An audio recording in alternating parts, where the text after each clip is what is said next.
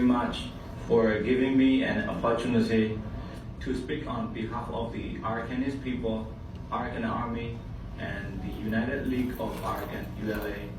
Let me express my deep gratitude to all the distinguished participants, organizers, all the ethnic people of Burma, Canadian Burmese friends who support our struggle for freedom, national equality, and self-determination. As a chairman of ULA and the commander-in-chief of Arakan Army, I must say something about what we are fighting for, what are our goals and principles. You can see in Arakan Army all the young boys and girls ages from 18 to 35 who are fighting for their future to protect their homeland and their people, who has been silenced by one of the most repressive military regime in the world. We remain continued to the causes of our value, national interest and liberation with the following Geneva Convention and international law.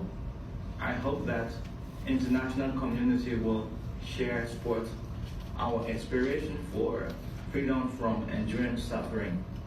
In the past, for centuries, when we were on our own as an independent nation, we were free, wealthy, and in peace.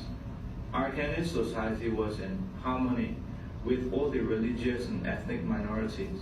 Unfortunately, our nation was invaded and occupied by the Burmese and lost our independence in 1784.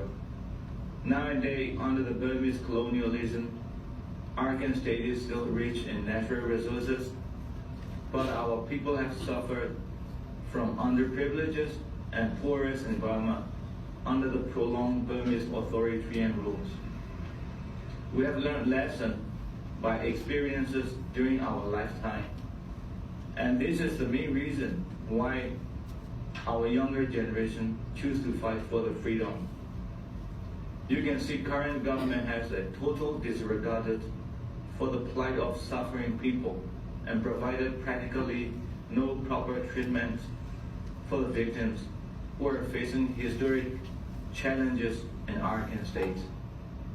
Today, we do not know exactly how many houses and villages has been destroyed, how many people have been killed, how many people are missing, how many people are in interrogation center and jails, how many people are running away, hiding in the jungle from the Burma Army's persecution with very little or no food and medicine. What we know is that there is terrible secrecy and silence over Arakan state. United Nations recently said the victims in Arakan state need urgent assistance and protection, but nothing come into effect yet. Arakan state remain a land silenced and destroyed by the repressive Burmese regime. People continue to be killed, tortured, arrested, unable to speak out against injustice. I'm extremely concerned that severe restrictions imposed by the Burmese government, all humanitarian agencies are being denied access to helping the victims. They are at stake across Arakan. They have suffered unspeakable hardship with no legal access to fair legal process.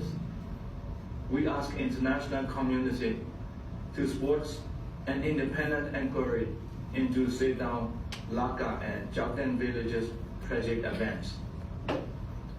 We are today deeply concerned for all the people of Arakan who live under a stifling military regime where they cannot ask, even peacefully, for respect and common human decency without fear of being tortured, imprisonment, and even death.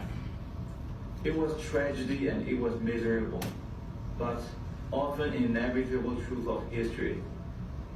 The world's most brutal Burmese military regime destroyed priceless ancient Buddhist pagodas, sculpture, and Rao archaeological sites, and in Bukidam.